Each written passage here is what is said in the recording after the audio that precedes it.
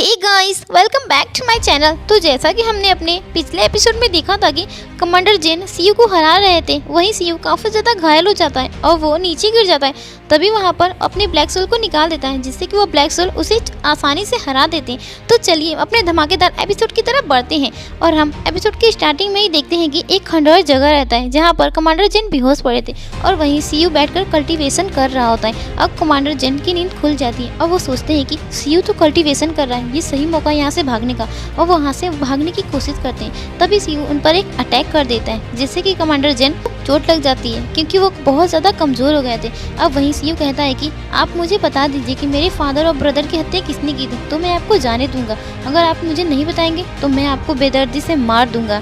जिस पर कमांडर जेन काफ़ी ज़्यादा जिद्दी रहते हैं, अब वो उसे नहीं बताते, जिस पर उन दोनों की फाइट हो जाती है और वहीं कमांडर जेन और भी ज़्यादा वीक हो जाते हैं। तब वो उसे बता देते हैं क्योंकि ऐसा न करने पर उनकी जान जा सकती थी। और कमांडर जेन कहते हैं कि मुझे एक ऑर्डर मिला था जो कि मुझे तुम्हारे फादर और ब्रदर को जंगल के उस पार लाना था और इससे ज़्यादा मुझे कुछ भी नहीं था। जिस पर शिव कहता है कि आपने उनका चेहरा तो देखा होगा।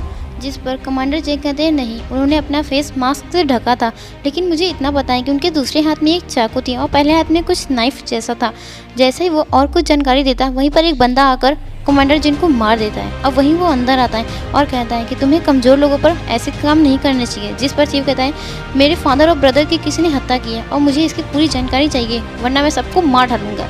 जिसके बाद वो ऐसा बोलने के बाद उन पर अटैक करते जाता है, लेकिन वो उसे आसानी से डोज कर लेते हैं और वहीं उसे मारकर नीचे गिरा देते हैं। अब उसके स्वाड भी उससे गिर चुका था और वहीं उसे कहते हैं कि तुम तो बिल्कुल ही कमज़ोर हो, और उसके हाथ से वो ड्रैगन विंग की चाबी ले लेते हैं। अब वो लेकर वहीं पर जा ही रहे होते हैं और तभी सीयू उन पर फिर से पीछे से अटैक करता है, लेकिन वो उसे आसानी से डोज कर लेते हैं और उसकी गर्दन को पकड़कर काफ़ी ज़्यादा उसे तकलीफ देते हैं और कहते हैं कि तुमने ऐसा क्यों किया, मैं तो तुम्हें मार ही डालूंगा। ऐसा बोल ही रहे थे, तभी वहाँ पर एक और ओल्डर मैन की एंट्री होती है दोस्तों, जिनका नाम जी फ्रैंक रहता है दोस्तों, लेकिन हम इन्हें मिस्टर फ्रैंक के नाम से ही जानेंगे। अब मिस्टर फ्रैंक अंदर आते हैं और सीयू को छुड़ा लेते हैं और वहीं वो बंदा कहता है कि आपको इस मैटर में नहीं पढ़ना चाहिए, ये ड्रैगन विंग का मैटर है, तो आप इसे दूर रहिए।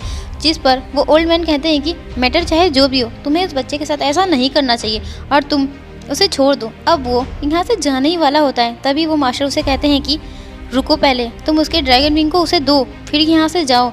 जिस पर वो बंदा नहीं देता तो अपने अटैक से उस पर अटैक कर लेते हैं, जिसके कारण वो आगे नहीं जा पाता। अब वो हार मान लेता है, अब वो ड्रैगन विंग को उसे देकर चला जाता है और वहीं सीयू उठ जाता है और उन्हें थैंक यू कहता है क्योंकि उन्होंने उनकी जान बचाई थी।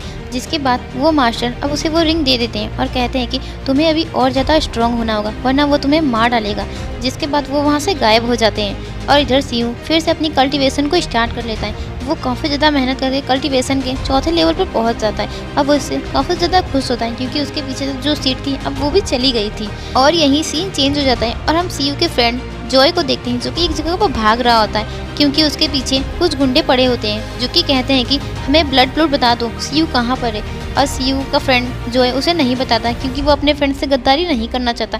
वो वहाँ से भागता जाता है लेकिन वो फंस जाता है। अब वो उसे बस मारने ही जा रहे थे, लेकिन तभी वहाँ पर सीयू आ जाता है। वो उन पर अटैक करने लगता है, लेकिन वो भी काफ़ी ज़्यादा कमज़ोर नहीं थे, वो भी उस पर दोबारा अटैक करते हैं, लेकिन सीयू अपने पावरफुल अटैक से उन दोनों को एक ही बार में हरा देता है। जिसके बाद अब हम लोग देखते हैं कि सीयू अपने घर आ जाता है गोल्डन बुक को लेकर। अब वो उस बुक को टेबल पर रखकर अपने ब्लैक सोल को बाहर निकालता है, जिस पर उसकी ब्लैक सोल बाहर आ जाती है। फिर सीयू उसकी बुक के बारे में उससे पूछता है, जिस पर ब्लैक सोल बताता है कि ये नाइट सन की प्राचीन बॉडी से बनाई गई बुक है जो कि काफ़ी ज़्यादा पावरफुल है और इसे सीखना इतना आसान भी नहीं है। पर सीयू उसकी बातों को इग्नोर कर देता है। अब वो बुक की तरफ देखता रहता है। अब उससे पूछता है कि इसे सीखने में कितना टाइम लगेगा। जिस पर ब्लैक सोल कहता है कि करीबन 6 से 1 ईयर तक का समय लगेगा, लेकिन इसे सीखना इतना भी आसान नहीं है, इसमें और 40 चीज़ों को भी ऐड करना होगा, जैसे कि 3 पर्पल थंडर फ्रूट्स, एक रेड जेंट का टुकड़ा और सूरज की पहली ग्रास। ये सारी चीज़ें मिलेंगी तभी तुम इसे सीख पाओगे। जिस पर शिव कहते हैं कि ये सब काफ़ी ज़्यादा कॉस्टली है, मैं इसे कैसे खरीद पाऊंगा।